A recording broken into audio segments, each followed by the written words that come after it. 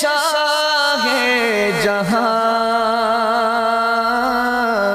صدائے رمضان۔ بسم اللہ الرحمن الرحیم۔ مولا صلی وسلم دائما ابدا علی حبیبک خیر الخلق کلہم۔ السلام علیکم ناظرین و سامعین کرام، 9 نیوز HD کے لائیو اسٹوڈیو سے رمضان المبارک کی اسپیشل ٹرانسمیشن صدائے رمضان کے ساتھ آپ کی خدمت میں حاضر ہے آپ کا میزبان محمد لقمان رضا۔ ناظرین و سامعین، رمضان المبارک کے ان بابرکت، مبارک، پرکیف ساعتوں اور لمحات میں یہ اسپیشل ٹرانسمیشن آپ تک پہنچائی جا رہی ہے۔ بہت ہی خوبصورت اور اہم ایشوز پہ، موضوعات پر گفتگو ہوتی رہی ہے۔ آج کا ہمارا موضوع بھی بہت اہم ہے، بہت سینسیٹیو یعنی حساس موضوع ہے، حساسیت کا حامل ہے، ہمارا نظام عدل اور اس میں موجود کوتاہیاں۔ اس پر ہم گفتگو کریں گے۔ ہمارے ساتھ شریک گفتگو ہوں گے ہمارے معزز مہمان، اسلامک اسکالر، شعبہ تدریس، دینی اور دنیاوی دونوں علوم کے حوالے سے مصروف عمل جناب علامہ دانش رسول نقشبندی قادری صاحب۔ ان کے ساتھ ساتھ نبی رحمت صلی اللہ علیہ وآلہ وسلم کی بارگاہ اقدس میں ہدیہ عقیدت اور مدح سرائی کریں گے جناب مولانا محمد جنید قادری صاحب۔ میں آپ دونوں معزز مہمانوں کو خوش آمدید کہتا ہوں۔ ناظرین و سامعین، یہ حقیقت ہے، اس میں کوئی مبالغہ نہیں، کوئی شک نہیں کہ اسلام زندگی کے تمام شعبہ جات، تمام پہلوؤں میں ہماری مکمل اور صحیح رہنمائی کرتا ہے۔ قرآن و سنت کی تعلیمات، نبی رحمت صلی اللہ علیہ وآلہ وسلم کی سیرت مبارکہ، خلفائے راشدین، صحابہ کرام علیہم رضوان کا مبارک عمل، یہ عدل و انصاف سے بھرپور ہے۔ یعنی دنیا کے زندگی کے جو مختلف جو فیلڈز ہیں، جو شعبے ہیں، ان میں نظام عدل، جوڈیشری سسٹم، جسٹس سسٹم بہت اہم ہے۔ انصاف کا نظام یہ اتنا اہم ہے کہ اگر انصاف کسی معاشرے، کسی سوسائٹی، کسی مملکت میں نہ ہوتا ہو تو پھر وہ معاشرہ، وہ سوسائٹی، وہ ملک، وہ ریاست وہ پنپ نہیں سکتی، وہ بہتری کی جانب گامزن نہیں ہو سکتی۔ پھر وہاں بدامنی ہوتی ہے، وہاں آپس کے جھگڑے ہوتے ہیں، وہاں پہ کنفلکٹس ہی ہوتے ہیں۔ اس لیے انصاف جو ہے وہ ہر معاشرے، ہر ملک کی ضرورت ہے، اور اسلامی معاشروں اور اسلامی مملکتیں جو ہیں وہ تو انصاف کے نظام پر قائم ہونی چاہیے، اور وہ انصاف کا نظام جو اللہ رب العزت نے، جو ہمارے خالق و مالک نے، ہمارے رازق نے، معبود نے، مسجود نے ہمارے لیے متعین فرمایا ہے، اور آقا کریم صلی اللہ علیہ وآلہ وسلم نے جو راستہ، جو روشنی، جو رہنمائی ہمیں عطا فرمائی ہے، جس پر خلفائے راشدین نے چل کر دنیا کو دکھایا کہ حقیقی عدل و انصاف کیا ہوتا ہے، اسی پر آج ہم گفتگو کریں گے۔ لیکن آج ہم اس سے کوسوں دور جا چکے، اسی وجہ سے ہمارے نظام عدل میں کوتاہیاں در آئی ہیں۔ علامہ دانش رسول نقشبندی قادری صاحب، قرآن و سنت میں عدل کی اہمیت، حکم، انصاف کا حکم اور جو تعلیمات ملتی ہیں، اس پر بھی کلام کیجیے۔ پھر اسی کے ضمن میں جو ہماری اسلامی تاریخ میں عدل و انصاف کے واقعات بھرپور ہیں، اس میں سے چند ایک واقعات کا بھی ذکر ہو جائے، تاکہ ایک خاکہ ہمارے ذہنوں میں آ جائے کہ اصل میں قرآن و سنت اور اسلام کی تعلیمات عدل و انصاف کے حوالے سے کیا ہیں، اور کیا عملی طریقہ رہا ہے، اور آج ہم کس نہج پر جا رہے ہیں۔ بسم اللہ الرحمن الرحیم۔ الصلاۃ والسلام علیک یا سیدی یا رسول اللہ وعلی آلک و اصحابک یا سیدی یا حبیب اللہ۔ بہت شکریہ قبلہ، آپ نے ایک انتہائی اہم ترین موضوع پر گفتگو کرنے کے لیے حکم فرمایا جی، اور اس وقت ہماری سوسائٹی کو جو بڑے بڑے مسائل درپیش ہیں، ان میں سے ایک بہت بڑا مسئلہ عدل کے حوالے سے، بالکل ٹھیک، کہ ہماری سوسائٹی میں جو خرابیاں پیدا ہوئیں، ان خرابیوں میں سے بھی ایک بہت بڑی خرابی عدل کے حوالے سے ہے۔ بے شک ہم نے اس کو پورے طریقے سے رائج اپنے معاشرے میں نہیں کیا، جی، اسلامی نظام عدل، اسلامی نظام عدل کو۔ اور جیسا آپ نے اپنی ابتدائی گفتگو میں بھی فرمایا کہ یہ بات صرف کچھ جذبات کی رو میں بہ کے ہم نہیں کہتے، بالکل ٹھیک، یا کوئی ہوا میں تیر مارنے والا حساب نہیں ہے کہ جی اسلام زندگی کے ہر شعبے کے متعلق معلومات فراہم کرتا ہے، ہدایات دیتا ہے، تعلیمات دیتا ہے۔ جی، یہ صرف جذباتی بات نہیں ہے، بلکہ یہ بات 100% مبنی بر حقیقت ہے، بالکل ٹھیک، اور نہ صرف تعلیمات دیتا ہے بلکہ پیغمبر اسلام علیہ السلام نے ان تمام تعلیمات، تمام احکامات کو عملی طور پر کر کے دکھا دیا، امت تک پہنچا دیا سبحان اللہ سبحان اللہ، بے شک کہ کرنا کیسے ہے۔ بالکل صحیح، کیونکہ پریکٹیکل جب ہوتا ہے تب زیادہ بات سمجھ میں آتی ہے کہ یہ کام کرنا کیسے ہے، بتانا اور کرنا، تو نبی کریم علیہ السلام نے کر کے بتایا۔ اللہ اکبر، بے شک، لہٰذا بنیادی طور پر پہلی بات یہ یاد رکھیں کہ ہم یہ بات صرف جذبات میں آ کر یا یہ کہ ہم دین اسلام کے پیروکار اس لیے نہیں کہتے، بالکل بلکہ یہ بات 100% مبنی بر حقیقت ہے۔ اور اللہ تعالیٰ کی طرف سے یہ ہدایات، یہ رہنمائی ہے، جو خالق ہے، مالک ہے، پیدا فرمانے والا ہے، وہ بہتر بالکل ایسا ہی ہے، یہ تمام ہدایات اللہ تعالیٰ کی طرف سے ہی ہیں، نبی علیہ السلام بھی اللہ تعالیٰ کی طرف سے ہی سبحان تشریف لے کر آئے، آپ کی بعثت ہوئی۔ اب جو آپ نے سوال کیا کہ اسلام کے اندر عدل کے حوالے سے کیا ہدایات دی گئیں جی، اور کیسے ہمارے جو اکابرین تھے انہوں نے کس طریقے کے ساتھ اپنے معاشرے میں عدل کو قائم کیا، جی، تو سب سے پہلی بات تو اپنے سننے دیکھنے والوں کو بتاتے چلیں کہ عدل کہتے کسے ہیں۔ بالکل صحیح، سب سے پہلے ہمیں اس بات کو سمجھنا از حد ضروری ہے۔ عدل کہتے ہیں کسی بھی چیز کو اس کے صحیح مقام پر رکھنا، اللہ اکبر، ٹھیک، اس کا نام عدل ہے۔ یعنی اگر آپ نے کسی چیز کو اس کے صحیح مقام پر نہیں رکھا جو اس کا مقام تھا، اس کا مطلب یہ ہوا کہ آپ نے عدل سے کام نہیں لیا، بالکل ٹھیک، جس کو جو دینا تھا نہیں دیا، جس کے ساتھ جو کرنا تھا وہ نہیں کیا، جس کا جو بنتا تھا وہ آپ نے نہیں دیا، لہٰذا آپ نے عدل کا دامن چھوڑ دیا۔ تو سب سے پہلے تو اس بات کو یاد رکھیں کہ عدل اس چیز کا نام ہے کہ کسی بھی چیز کو اس کے صحیح مقام پر رکھا جائے۔ بالکل ٹھیک ہے، اب ہم قرآن کریم پڑھیں، ہم احادیث طیبہ کا مطالعہ کریں تو ہمیں عدل کو قائم کرنے کے حوالے سے تمام تر معلومات فراہم کر دی گئیں اور بتایا گیا کہ عدل اگر قائم نہ ہوا جی، اور عدل کا بول بالا نہ ہوا تو اس کا نتیجہ کیا ہوگا؟ بے امنی ہوگی، افراتفری ہوگی، بے شک، بے سکونی ہوگی، بالکل صحیح، لا قانونیت ہوگی، جی، جرائم ہوں گے، مار دھاڑ ہوگی، قتل و غارت اس میں ہوگی، ایک فساد ہوگا۔ بات ضمنی طور پر جی، میں ایڈ کرتا چلوں، بات ذہن میں آ گئی ہے اور سننے دیکھنے والوں کا فائدہ اس میں ہوگا۔ عمومی طور پہ ہم یہ بات کہتے ہیں کہ جی مذہب تو ہر کسی کا ایک پرائیویٹ معاملہ ہے، ٹھیک ہے، یوں تو پھر چوری کرنے والا بھی کہہ سکتا ہے کہ چوری کرنا میرا پرائیویٹ معاملہ ہے، آپ کون ہوتے ہیں دخل اندازی کرنے والے؟ اگر اسی نظریے کو اگر اسی نظریے کو ہم نے پروان چڑھانا ہے جی، کہ جی کوئی دین کے بارے میں جو مرضی کہہ رہا ہے اور ریاست حرکت میں نہیں آتی، ریاست اس بنیاد پر حرکت میں نہیں آتی کہ دین ہر کسی کا ایک ذاتی مسئلہ ہے، جو مرضی کو وہ کہہ لے، بالکل صحیح، تو اس کے نتیجے میں تو پھر آپ نے قانون کس بنیاد پہ بنائے تھے؟ قانون بنانے کا مقصد کیا تھا؟ کوئی کسی کو مار دیتا ہے، چوری کرتا ہے، ڈاکہ ڈالتا ہے، وہ کہتا ہے میرا ذاتی مسئلہ ہے بھائی۔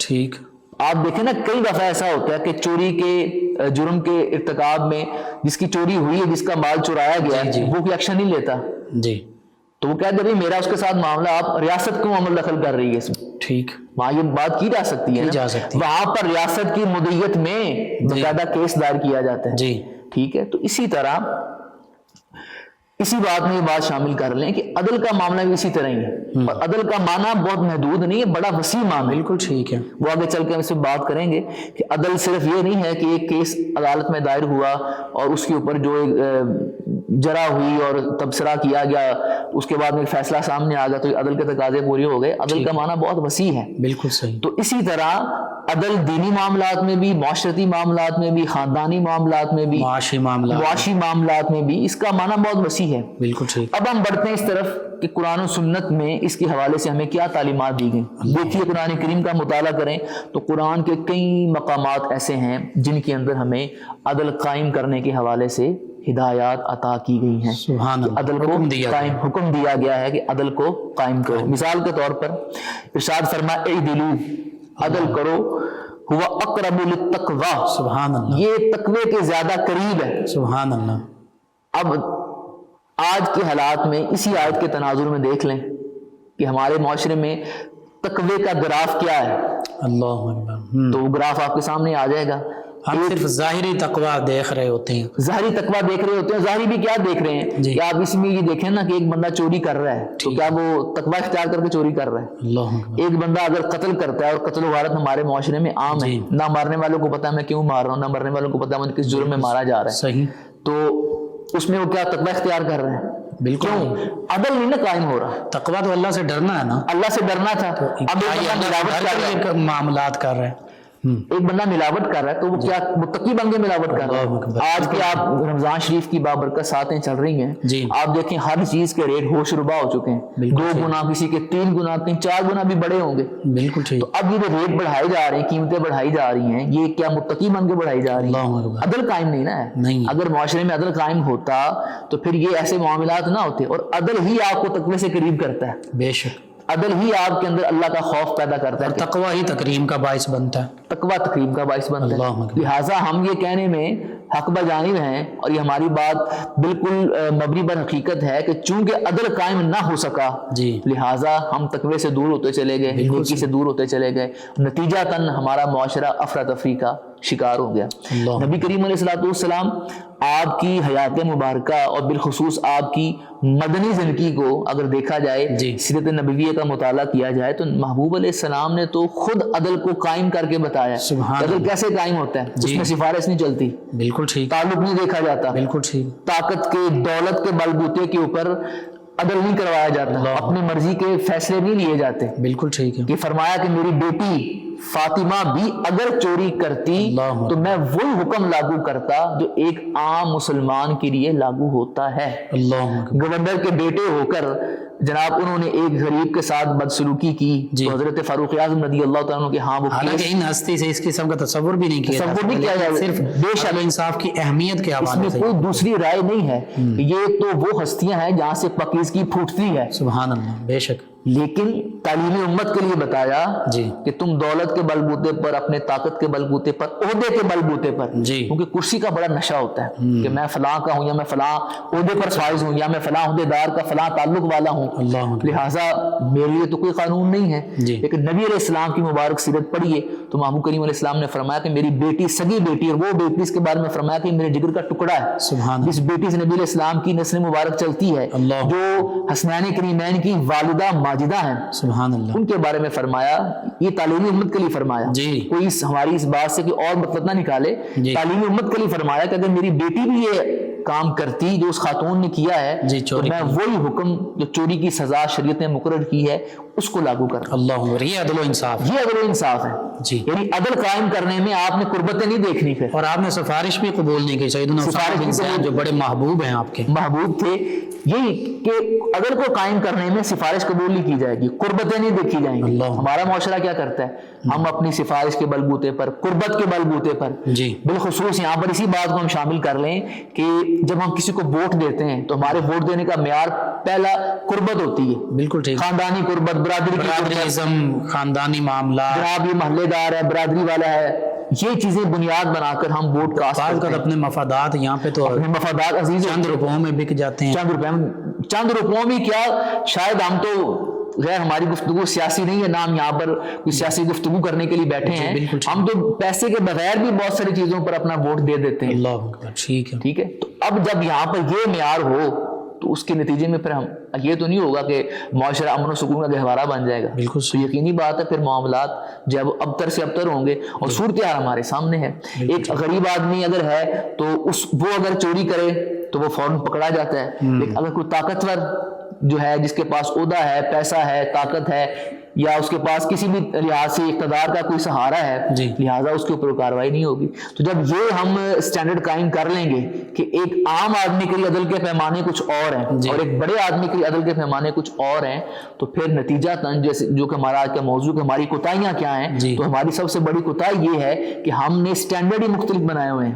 میرے لیے قانون اور ہے، آپ کے لیے قانون اور ہے، زید کے لیے اور ہے، بکر کے لیے اور ہے. اللہ عمر. علامہ صاحب یہاں پر تو سیدنا عمر فاروق اعظم رضی اللہ عنہ کے عہد مبارکہ میں ایک گورنر کے بیٹے کی طرف سے عام شخص کے ساتھ زیادتی ہوتی ہے تو سیدنا عمر فاروق اعظم رضی اللہ عنہ کی بارگاہ میں یہ کیس دائر ہوتا ہے، مقدمہ پیش ہوتا ہے. تو پھر مکمل جس طرح وہ گورنر کے بیٹے نے جو زیادتی کی تھی یہی فرمایا جاتا ہے کہ اسی طرح تم اپنا بدلہ لے سکتے ہو.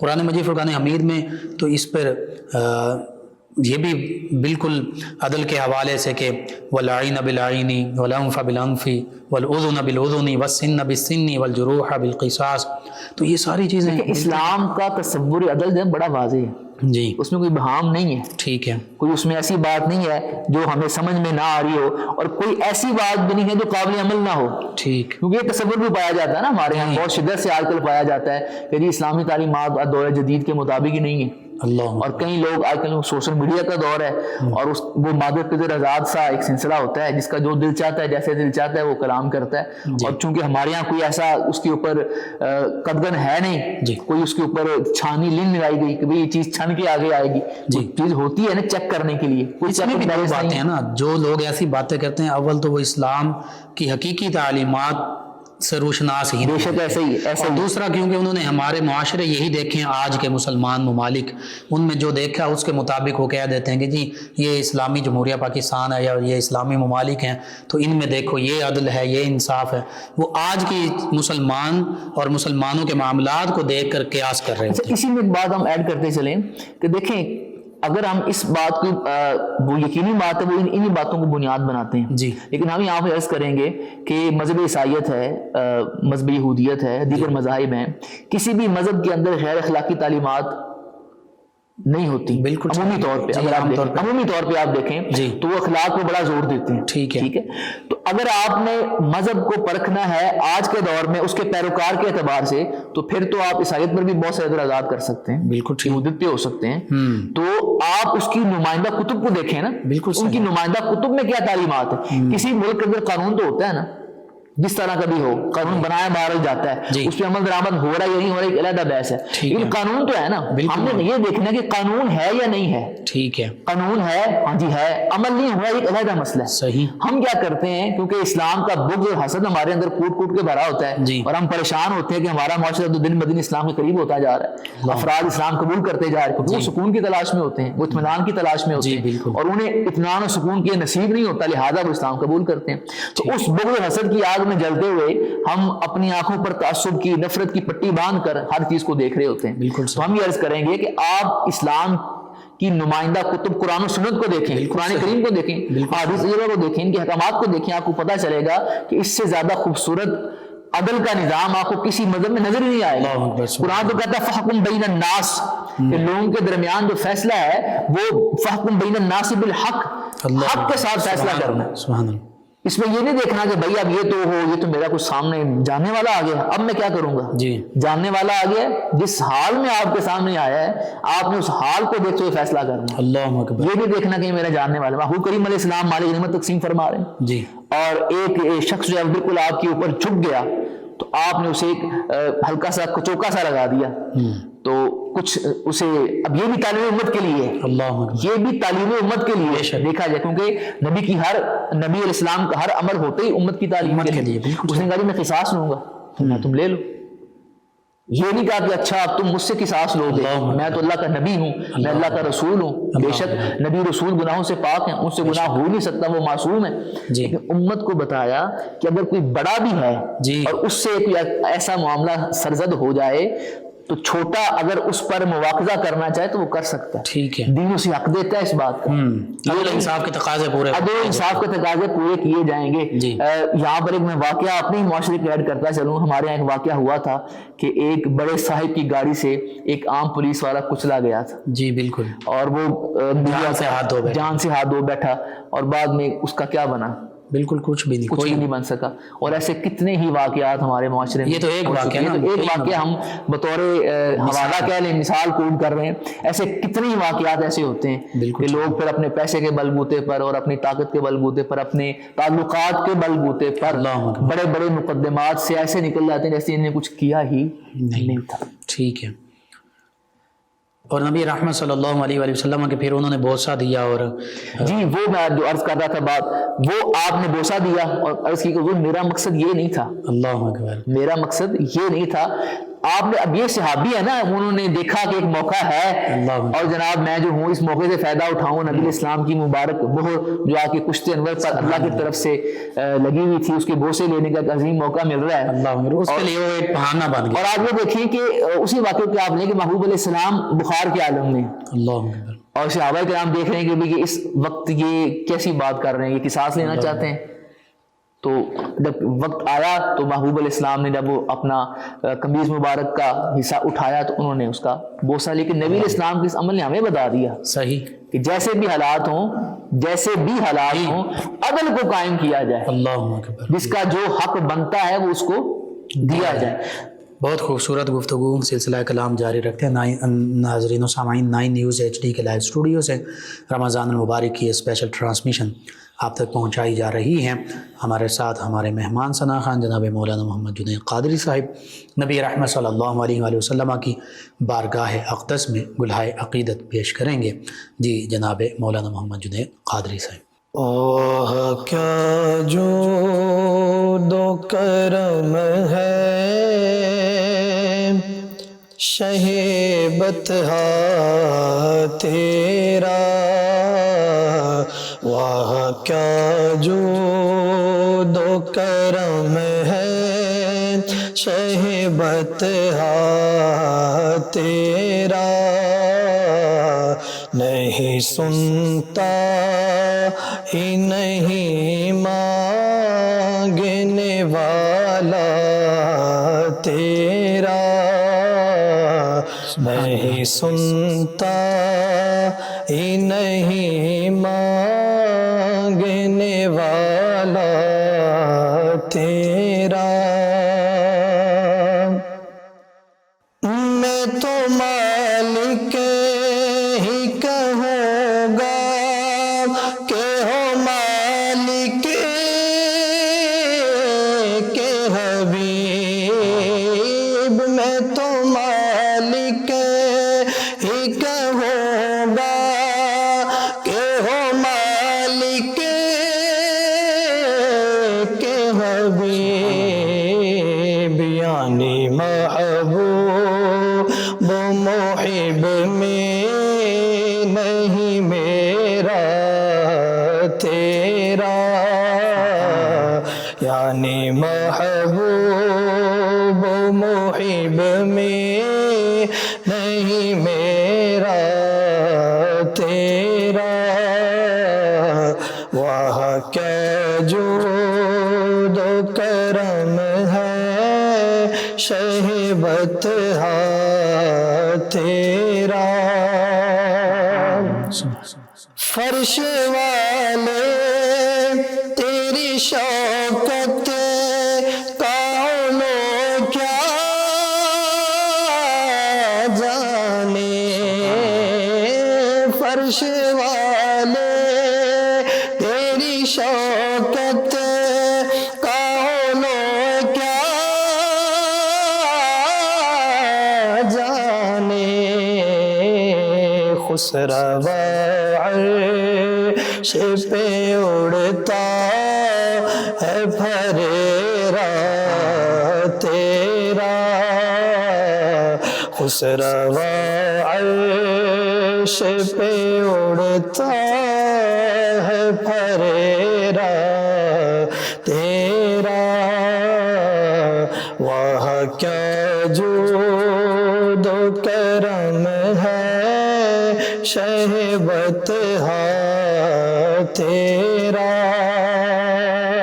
سبحان اللہ۔ تیرے قدموں میں جو ہے غیر کمو کیا دیکھیں، تیرے قدموں میں جو ہے غیر کمو کیا دیکھیں، کون نظروں میں چڑھے دیکھ کے تلوا تیرا، کون نظروں پہ چڑھے دیکھ کے تلوا تیرا، تیرے ٹکڑوں سے پلے غیر کی ٹھوکر پہ نہ ڈال، تیرے ٹکڑوں سے پلے غیر کی ٹھوکر डाल, झिड़कियाँ खाए कहाँ छोड़ के सदका तेरा, झिड़कियाँ खाए कहाँ छोड़ के सदका तेरा, वहाँ क्या जो दो करम है शगेबत तेरा।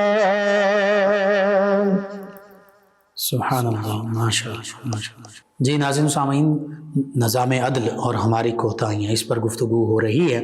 हकीकत यह है कि कुरान और सुन्नत में कई मकामात पर कुरान और सुन्नत में कई मकामात पर अदल इंसाफ के वाज़े तौर पर निशानदेही भी की गई, हुक्म भी दिया गया, तरगीब भी दी गई, और नबी रहमत सल्लल्लाहु अलैहि वसल्लम और खुलफाए राशिदीन अलैहिम रिदवान ने बिलखुसूस मुकम्मल तौर पर अदल व इंसाफ करके तमाम इंसानियत को दिखा दिया। इसी तरह आज अगर हम कंपैरिजन करें इस्लामी निज़ाम अदल में और मगरबी निज़ाम अदल में, तो कई चीज़ें हैं। मुख्तसरन चंद एक चीज़ों का मैं ज़िक्र कर देता हूँ जिस पर अल्लामा साहब ने भी इशारा जिसकी जानिब किया कि इस्लामी निज़ाम अदल में रिश्तेदारी नहीं देखी जाती, क़राबतदारी नहीं देखी जाती, रुपया पैसा माल व दौलत नहीं देखा जाता, ताल्लुकात नहीं देखे जाते, सिफारिश को बालाए ताक रखा जाता है, सिफारिश को मद्देनज़र नहीं रखा जाता, किसी किस्म की धौंस धांधली, ताकत, ज़बरदस्ती, जबर, ये सारी चीज़ें बालाए ताक रखी जाती हैं। सिर्फ़ और सिर्फ जो अल्लाह और उसके हबीब सल्लल्लाहु अलैहि वसल्लम के अहकामात होते हैं, जो मबनी बर अदल व इंसाफ होते हैं, उनको देखा जाता है। इस्लामी निज़ाम अदल तो ऐसा होता है कि खलीफा वक्त जो हैं उनके जिस्म पर जो कमीज़ है वो चूँकि एक चादर हर एक के हिस्से में आई तो एक चादर से नहीं बन सकता था, लिबास नहीं सिल सकता था, तो सामने बैठे हुए लोगों में से एक आम शख्स उठकर पूछ सकता है कि ये आपने कमीज़ कैसे सिलवा ली, आपका लिबास एक चादर से कैसे बन गया। सभी को एक एक चादरें दी गई थी, एक चादर में से कुछ तो लिबास बन नहीं सकता था। तो खलीफा वक्त, हुक्मरान वक्त, मुसलमानों के अजीम खलीफा, वो उसका जवाब दे रहे होते हैं। यानी ये इस्लामी निज़ाम अदल है। और यहूदी और खलीफा वक्त मुसलमानों की अजीम हस्ती, उनका मुकदमा दायर होता है तो वहाँ पर भी अदल के पूरे तकाज़े जो हैं उनको मद्देनज़र रखा जाता है। ये इस्लामी निज़ाम अदल की सिर्फ़ 2 मिसालें मैंने अर्ज़ कर दी, 2-3 मिसालों का पहले ज़िक्र हुआ। तारीख़ इससे भरी हुई है। इसी तरह आज हमारे माशरे में जो निज़ाम अदल है उसमें ये सारी कोताहियाँ नज़र आती हैं। रुपया पैसा माल व दौलत, रिश्वत, सिफारिश, ताल्लुकात, ताकत, ज़बरदस्ती, जबर, धौंस धांधली, सब कुछ चलता है। और उसी की बुनियाद पर माइट इज़ राइट, जिसकी लाठी उसकी भैंस, ये नज़रिया हमारे सामने हमें नज़र आता है। तो इस पर मज़ीद कलाम करते हैं जनाब अल्लामा दानिश रसूल क़ादरी नक्शबंदी साहिब। इस्लामी निज़ाम अदल और आज का हमारे निज़ाम अदल, इसमें ज़मीन व आसमान का फ़र्क है।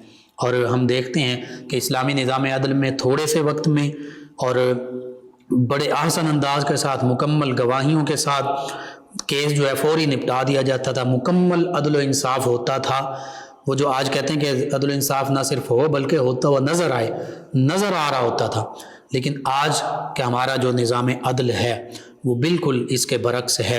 आज हमने यूरोप के सभी सिस्टम्स को अडॉप्ट किया, जुडिशरी सिस्टम भी वही अडॉप्ट कर ली जो इस्लामिक जुडिशरी सिस्टम था और इस्लामिक लॉज थे, उनसे दूर हुए।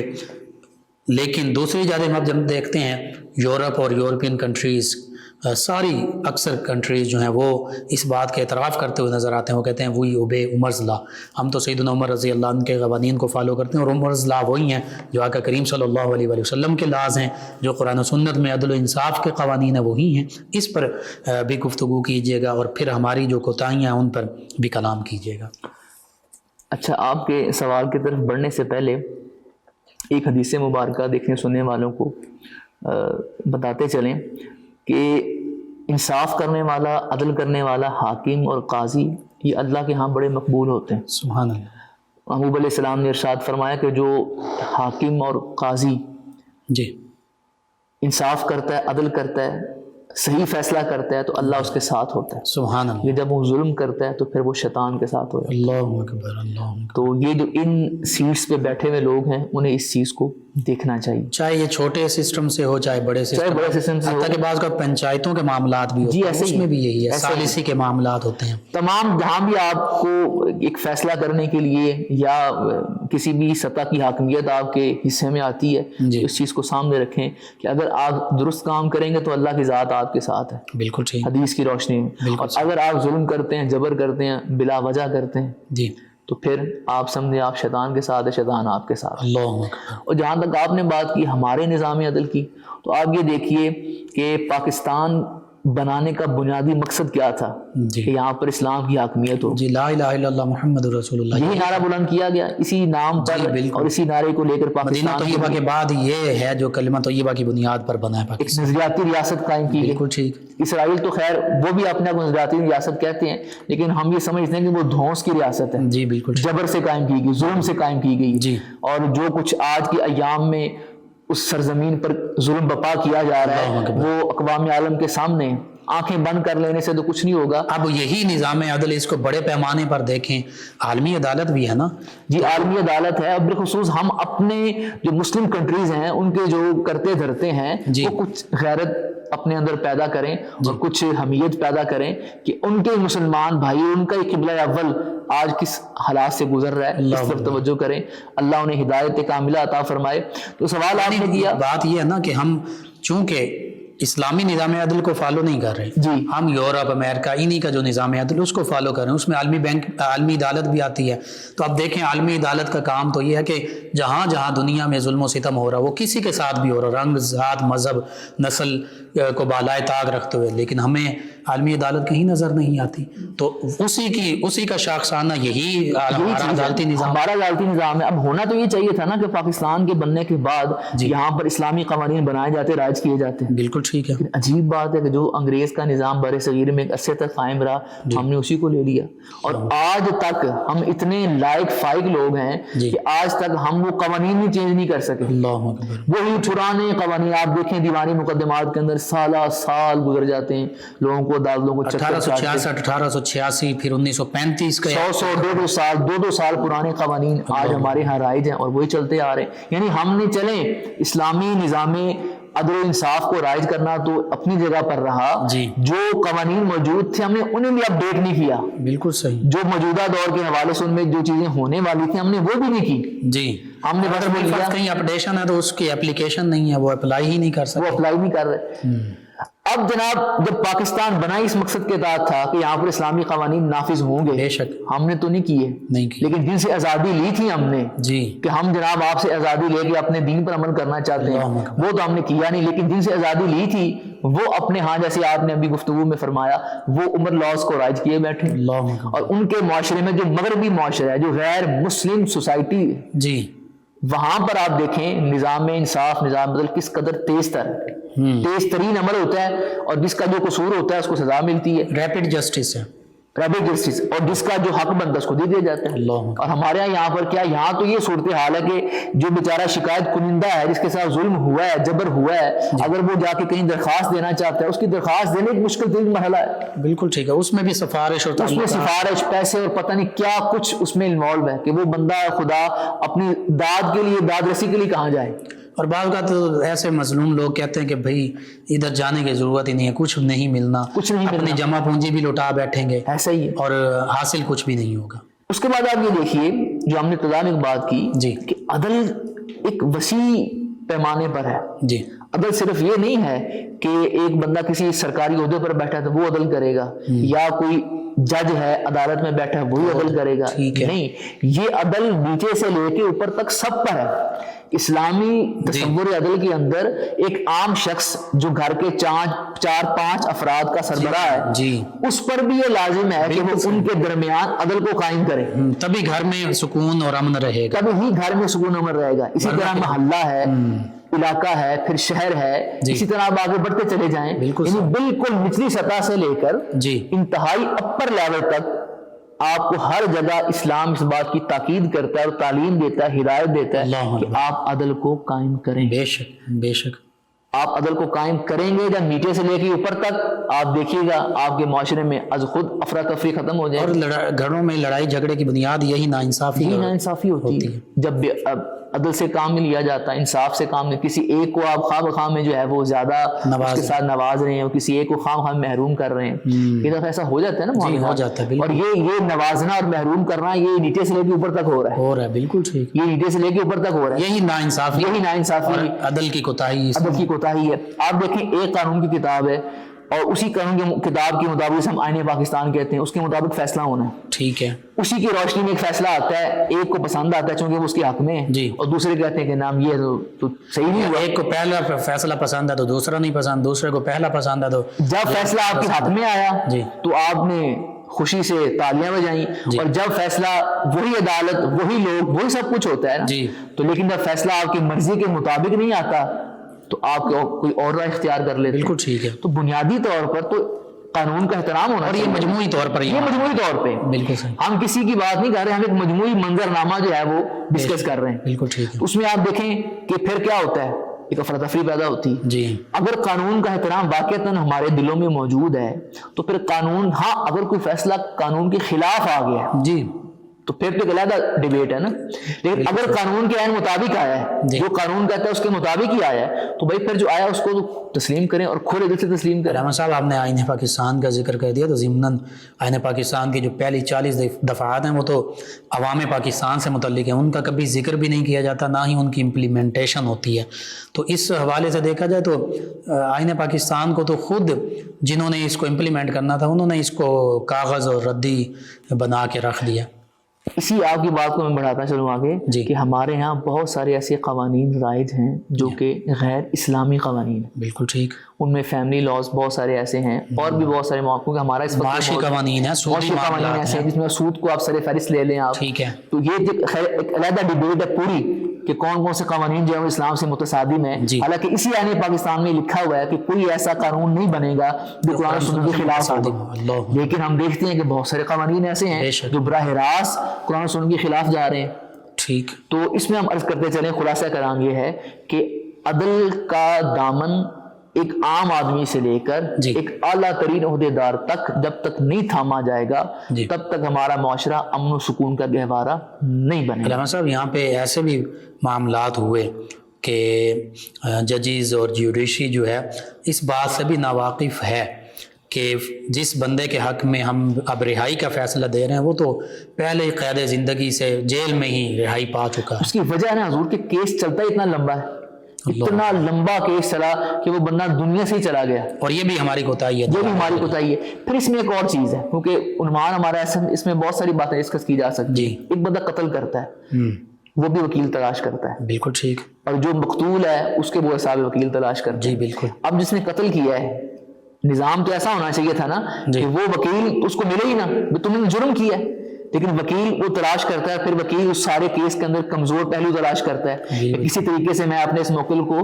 سزا سے بچا دیکھتا ہے، اس میں جو بھی سقم ہو ان سقم کو سامنے لا کے ان کو سامنے لا کر کہیں نہ کہیں، کیونکہ تفتیش کرنے والے تو انسان ہی ہے نا، کہیں نہ کہیں چیزیں رہ جاتی ہیں. کچھ ویک پوائنٹس ایسے کیس میں ہوتے ہیں جس کی بنیاد اب اسلامی نظام عدل کے اندر یہ تصور نہیں ہے.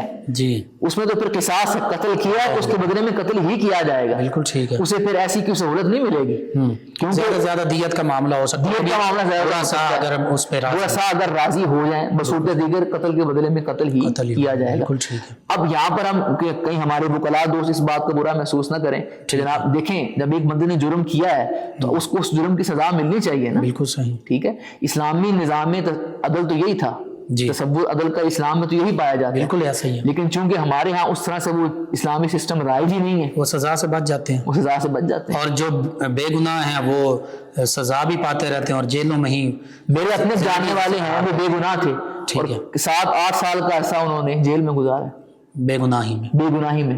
علامہ صاحب یہاں پہ تو آپ نے وکلاء کی بات کی، 5 انگلیاں برابر نہیں ہوتی ہیں، اس قسم کے بھی ہوتے ہیں، ہر قسم کے ہوتے ہوں گے. بے شک ایسے ہی. یہاں پہ تو ایک جملہ ایسا بھی بولا جاتا ہے اور مجبوراً یہ بولنا پڑ رہا ہے، کہا جاتا ہے کہ بھائی وکیل کیا کرنا، جج ہی کر لو. یعنی جج کو ہی پیسہ وغیرہ دے دو اور خرید لو اور اپنی مرضی کا فیصلہ لے لو. ہمارے نظام عدل کی کوتاہیاں اور معاملات تو یہاں تک پہنچ چکے ہیں. اور بالکل ایسے ہی ہے، اور یہ سارے حضرات ان حالات و واقعات سے واقف ہیں. بالکل ٹھیک. اور آپ اگر سوشل میڈیا پہ جائیں تو آپ کو خود کئی ججز حضرات کے ایسے انٹرویوز، ان کی دوران سروس کے ایسے واقعات وہ ملیں گے. ٹھیک ہے. کہ جن کے اندر وہ خود بتاتے ہیں کہ ہمارے نظام عدل کے اندر کہاں کہاں پر ایسی کمزوریاں موجود ہیں جس کی وجہ سے لوگ بیچارے زندگی کے قیمتی ترین اوقات جو ہیں وہ جیل میں گزار دیتے ہیں، اور کہیں تو بیچارے ویسے ہی دنیا فانی سے رخصت ہو جاتے ہیں، اور جب فیصلہ ان کے حق میں آتا ہے تو پتہ چلتا ہے کہ وہ بندہ دنیا میں. اللہ اکبر.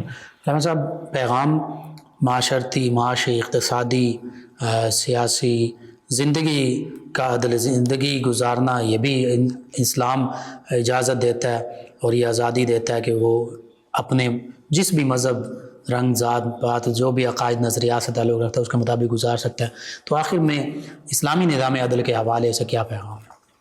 لیکن ہماری گفتگو کا پیغام یہی ہے، اسلام تو ایسا خوبصورت مذہب ہے اور ایسا پاکیزہ دین ہے کہ اس نے تو غیر مسلموں کے ساتھ بھی عدل و انصاف کے دامن کو تھام کر معاملہ کرنے کا حکم دیا. اللہ اکبر. بے شک. جو غیر مسلم ہیں ان کے ساتھ بھی ناانصافی کرنا، ان کے ساتھ بے اعتدالی کرنے سے دین نے منع کی ہے. آپ کی اس بات سے کہ حدیث مبارکہ میں یہ ملتا ہے کہ اگر کوئی معاہد ہے، یعنی جو غیر مسلم ہے، اور اس کے ساتھ مسلمانوں کی طرف سے کوئی زیادتی ہوگی، ناانصافی ہوگی، نبی کریم صلی اللہ علیہ وسلم کے فرامین مبارکہ میں ملتا کہ میں، اور سیدنا عثمان ذو النورین رضی اللہ عنہ کے بھی ملتا کہ کل قیامت کے دن میں اس کی طرف سے کھڑا ہوں گا. آقا کریم نے یہ فرما دیا کیونکہ دین ساتھ دیتا ہے مظلوم کا. اللہ اکبر. اب ظلم کرنے والا مسلمان ہی کیوں نہ ہو. بالکل صحیح. جیسے ابھی آپ نے اپنی گفتگو میں اشارہ کیا بھی تھا کہ محبوب علیہ السلام کے پاس جب فیصلہ آیا یہودی اور ایک منافق جو بظاہر مسلمان بنا ہوا تھا، تو نبی اسلام نے یہودی کے حق میں فیصلہ فرمایا. تو اب ہونا تو مسلمان کے حق میں چاہیے تھا نا، ہماری سوچ کو آج کے ماحول کے مطابق. لیکن یہودی چونکہ نبی علیہ السلام نے دیکھا حق پر کون ہے. اللہ اکبر. یہ نہیں دیکھا کہ بھلے یہ منافق ہے لیکن ظاہراً تو مسلمان بنا ہوا جی.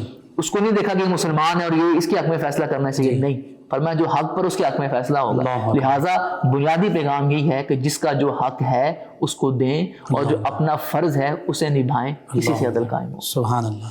بہت خوبصورت پیغام. اور آخر میں یہ بات قرآن مجید فرقان حمید میں موجود ہے کہ تم سچی گواہی دو، چاہے تمہارے اپنی ذات کے خلاف ہو، تمہارے اقرباء کے خلاف ہو، کسی کے بھی خلاف ہو، تمہارے مفادات کے خلاف ہو، بس سچی گواہی دینی ہے. آج گواہی بھی چھپا لی جاتی ہے، بعض کا جھوٹی گواہیاں دی جاتی ہیں.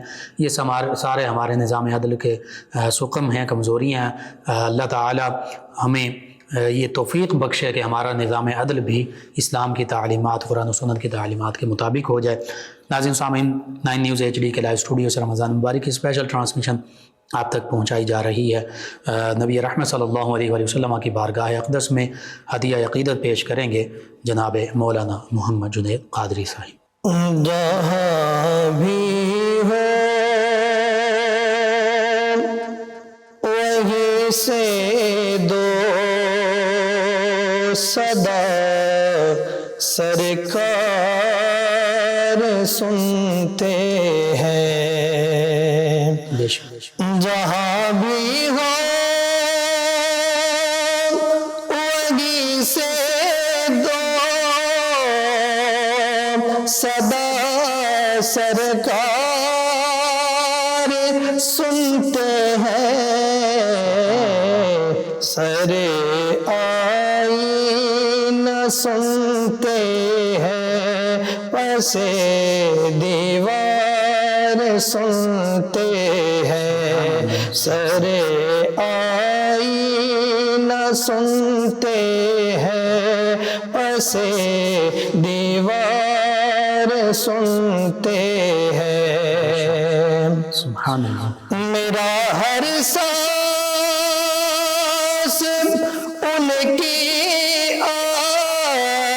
آہٹوں کے ساتھ چلتا ہے.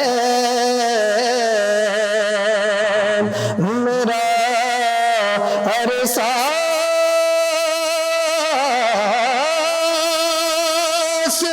ان کی آہٹوں کے ساتھ چلتا ہے. میرے دل کے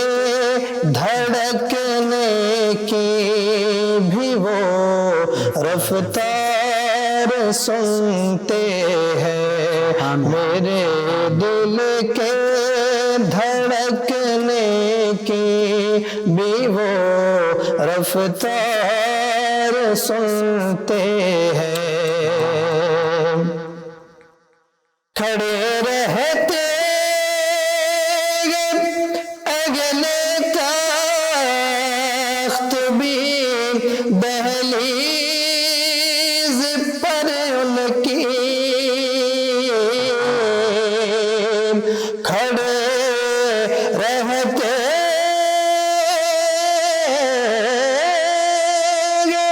اگلے تخت بھی دہلیز پر ان کی فقیروں کی صدائیں بھی میرے سرکار سنتے ہیں فقیروں کی صدائیں بھی میرے سرکار سنتے ہیں مظفر جب کسی محفل میں انہیں کی نعت پڑھتا ہے مظفر جب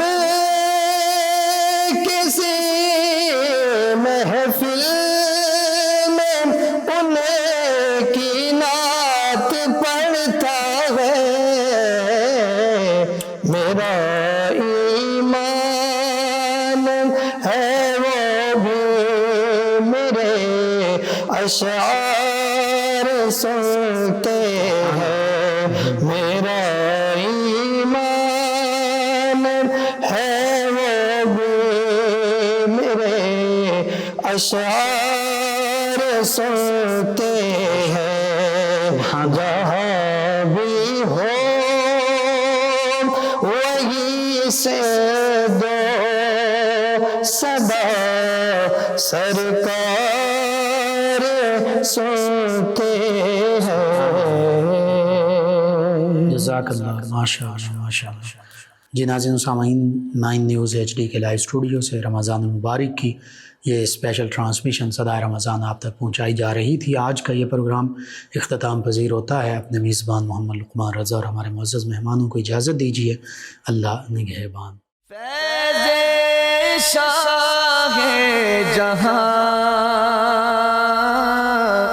صدائے رمضان